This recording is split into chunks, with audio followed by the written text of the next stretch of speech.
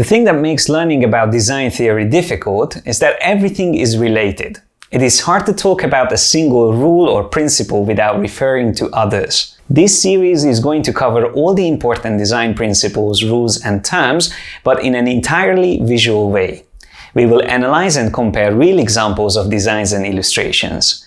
And by the end of this series, you will be confident to apply all the theories to your own work. In this first episode, we will take a deep dive into color theory, learning about definitions like chroma, value, hue, tint, shade, tone, and the meaning behind the most popular colors used in graphic design and visual arts.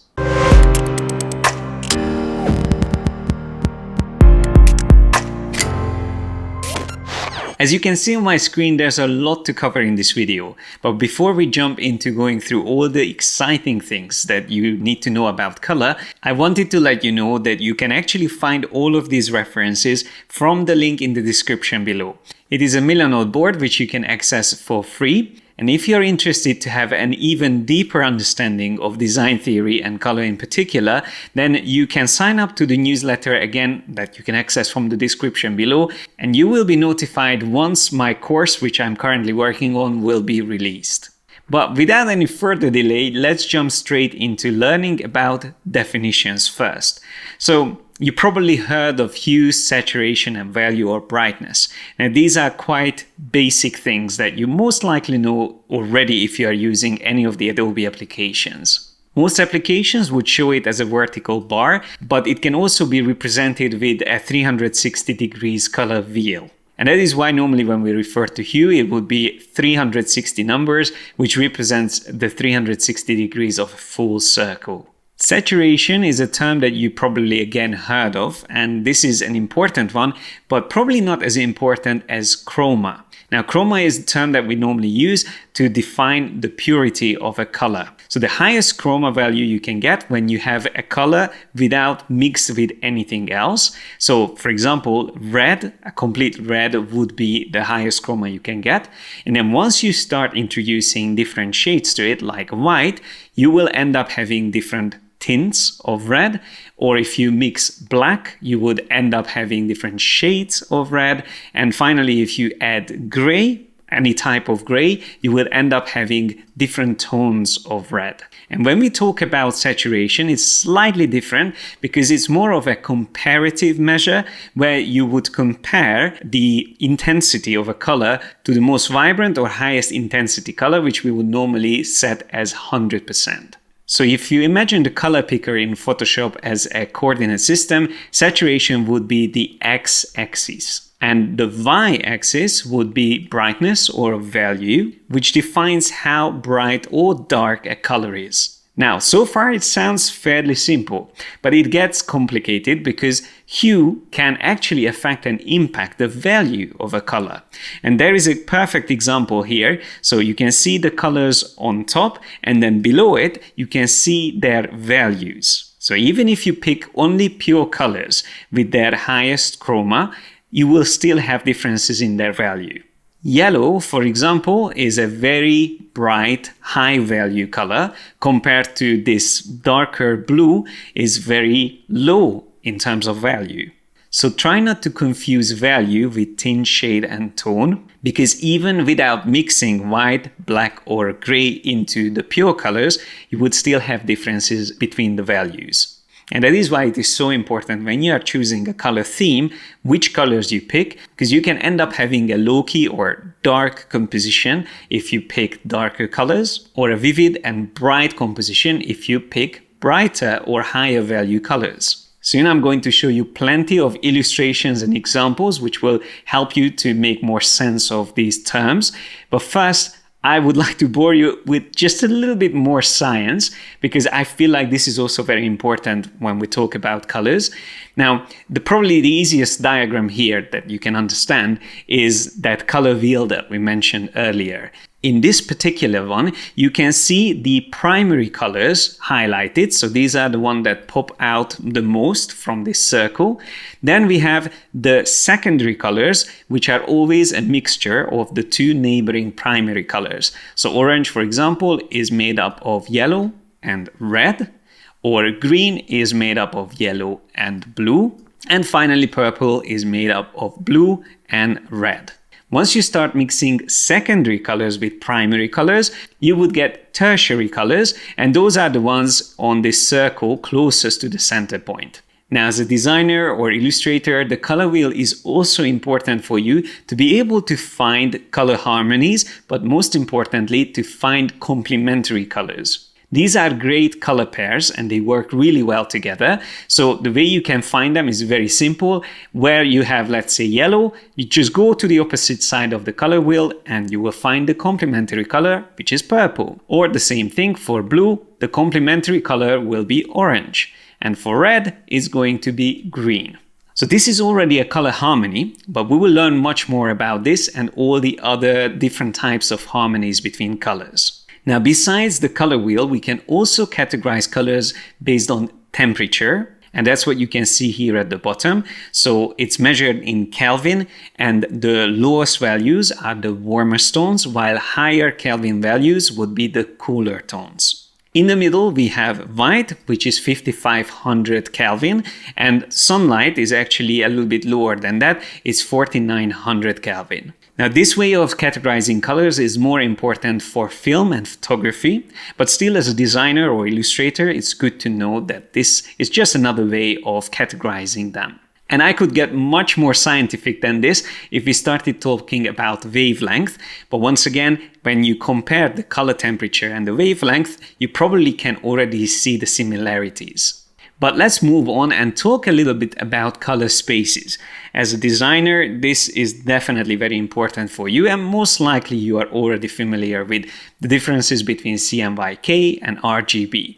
So these are two color spaces used for different medium, while RGB is mainly used with devices that needs light to represent colors, like a projector, a camera, a monitor. CMYK would be used for print. And this diagram here shows it really well that the visible spectrum of colors is actually larger than RGB and CMYK, and RGB is also larger than what we can represent with CMYK, or cyan, magenta, yellow, and black ink. It might be also useful to remember that CMYK is called the subtractive color method, where you are starting with white, so that's just simply the color of the paper, and then you are subtracting from it until you are getting to black, which is the most intense color when it comes to print. On the contrary, RGB is an additive color method, where you end up having white when you combine or mix all the colors together. Generally, what you need to remember is that the colors that you see on your screen are not going to be as vivid and vibrant once they are printed. So this is what would normally happen. Once you print an image out, it gets a bit desaturated and the colors get slightly washed out. This is again because of the difference in the spectrum. Once again, all of these vibrant colors in these corners, like here and also here and there, they are the ones that CMYK cannot represent. And again, this is a huge topic. We could talk about ICC color profiles, color management, and spot colors, but I am not going to go into too much detail. Once again, I will cover these in the course that I mentioned earlier in the beginning. But moving on, I want to show you something extremely important. This is something that took me years to figure out and understand the importance of. This is key and contrast. Now, these are two terms that normally you would hear separately. But once you start thinking of the two together as a pair, that's when it starts to make sense, and that's when it will help you creating really striking compositions, whether it's photography, illustration, or graphic design. So both of these terms, key and contrast, has something to do with the value. And you can see here on the top that the top third of that coordinate system would represent the high key values of colors. Then we have mid key or mid tones in the center, and then low key or darker values at the bottom. And contrast, again, you probably are already familiar with, means that you have colors next to each other that are clearly different from each other. The higher the contrast, usually the more striking that difference is. And here is a very interesting chart which shows the combination of key and contrast just simply by using grayscale values. But of course, this would also apply to color images. And to make this easier to understand and to visualize it better, here are a couple of portraits showing exactly the same pairing of these two terms. So on the top left, we have the high key, low contrast, followed by high key, mid contrast, and finally high key, high contrast image. So they are all very bright, so the value is high, but we are increasing the contrast. And mainly in this case, the lips are the standout feature on the right side. It almost feels like it wants to jump off the screen. And that is how contrast can be used as a focal point in a composition. Further down, we have the medium key row, again from left to right, increasing the contrast. And finally, in the last row, we have all the low-key portraits. And similarly here, we have low-key, low contrast on the left. And then we reach good old John Wick on the right with low-key, high contrast. Now, these type of images are usually the most striking ones because you have a lot of black and then you have some powerful bursts of white in certain places. And of course, the highest contrast you can achieve in a composition is pure black next to pure white. Alright, so now that we covered the basics or fundamentals of colors, let's talk about the meaning of color. And this is more color psychology, and this is where we start to see some interesting examples. Before we continue, I just wanted to let you know about our creative membership program. For a small monthly fee, you get access to over 200 hours of Adobe certified online training courses. Master all the tools and skills needed to become a professional graphic designer or illustrator. As a pro member, you will get mentoring from me and my team, access to webinars, student forum, and creative briefs to help you build an outstanding portfolio.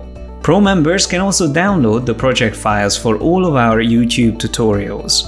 Sign up at yesimadesigner.com/memberships and start your free trial today. And now, let's head back to the tutorial. First, here is red. Now, if you want to learn more about the meaning of red, I actually have a separate video on that, which you can again find in the description below. And in a nutshell, red is great for grabbing attention. It's a very striking color, especially when it's combined with black and white. And it can carry a lot of meanings from power, aggression, and strength to lust, fertility, and in some places in the world also prosperity. In general, when you use red in your composition, it can help to make decisions quickly. It's almost like a call to action. Moving on, we have blue, which is the color of the sky and sea. So naturally, it would have a calming effect, but it can also represent trust, pureness, tranquility, and stability.